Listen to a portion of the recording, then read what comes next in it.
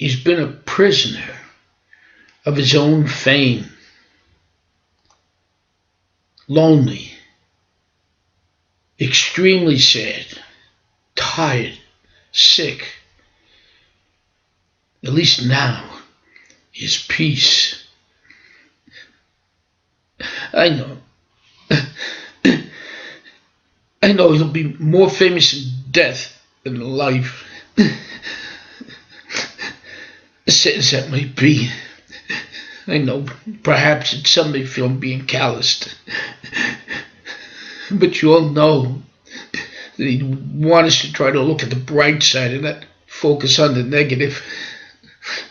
I know you're all concerned, and that's why I've gathered you.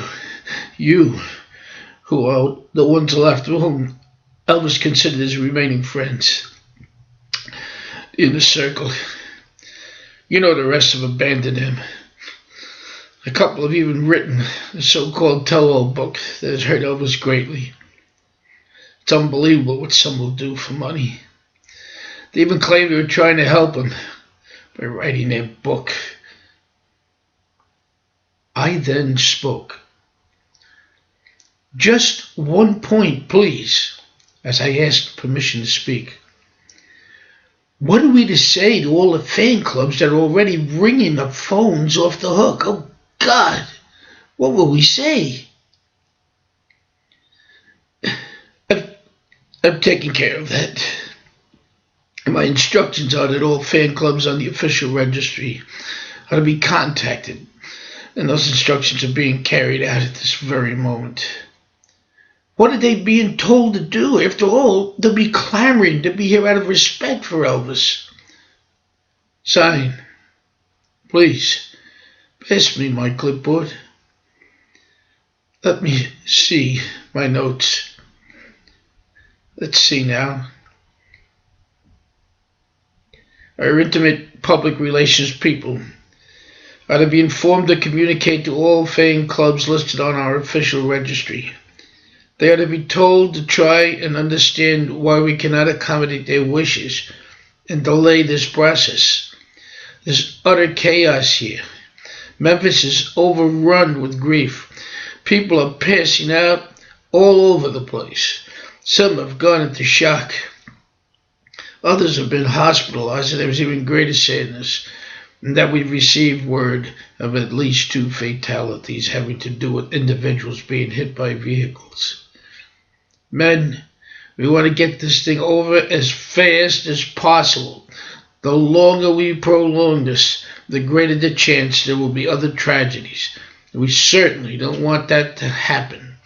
We all know what our responsibilities are at this point, and if anyone is not 100% sure as to what his or her role is at this time, then please speak up now. Okay? Now, as Frank continues to relate these events, he now reveals additional information for us. Now, the room took on a different atmosphere. Some of us were just sitting, hands were clasped over our faces. We were crying. We couldn't believe that Elvis truly had left the building. It was then that I was told why the name Friend was given to me. While we were meeting together that evening, as instructions were being given, I was questioned.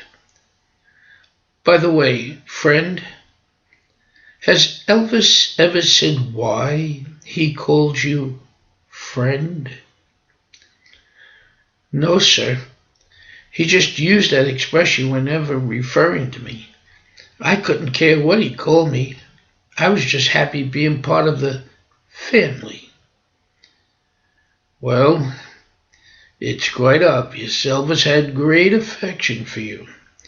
You're the youngest member of the inner circle. And so I tell you this, Friend. When Elvis used the term friend, he was paying you a great honor. You see, Elvis knew well in advance that one day this would all end. The fairy tale would come to its last page, and then one would have no choice but to close the book. He also knew that after his death, there would come individuals who would try to discredit him, paint him in a bad light, tell vicious lies, even say cruel things about his family. He realized there would be great speculation on how and why he died, whether by natural causes or evil means.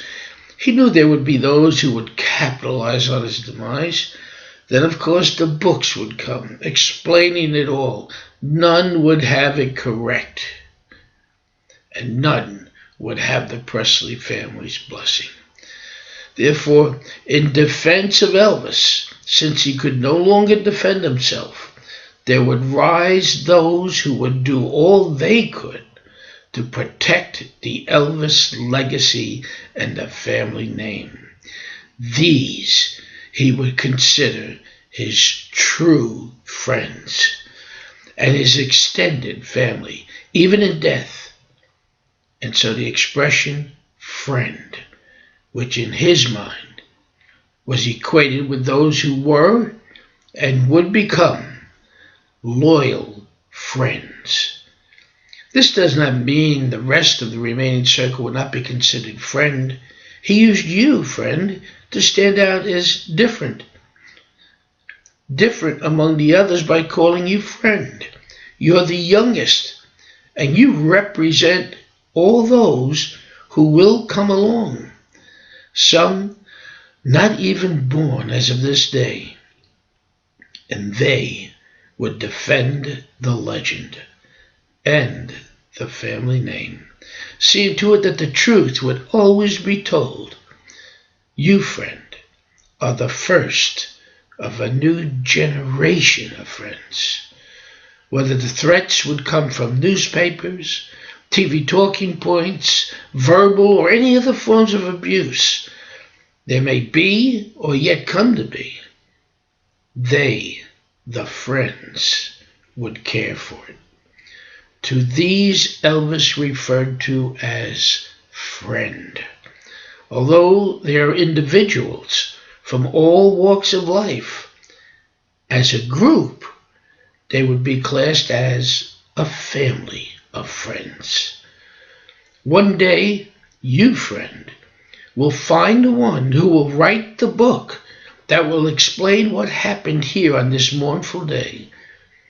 That person, after your demise, will write the book. It will be called The Final Curtain, a Love Story Untold. It can be released on the first day of the month of August 2014, or in time for the night of the candlelight vigil on August 15th. Basically, any time between August 15th and January 8th, 2015, when Elvis would have been 80 years of age had he lived. Reason being, there will probably be much grief in Memphis during those occasions.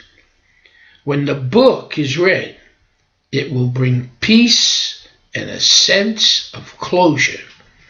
It won't answer everything. That will require more time, but it will give them enough light to understand the greater picture, just like one candle burning in a darkened room. And those who have made wild claims will have their mouths silenced. They will then understand why the book was published. Yes, the friends will get the message. Friend continues to speak. The last words I heard as we all exited Graceland that day were these. But for now, friends, we've got work to do. Come on, boys. You too, friend. Let's TCB. Zion, please, turn off all the lights when you leave and lock up the place.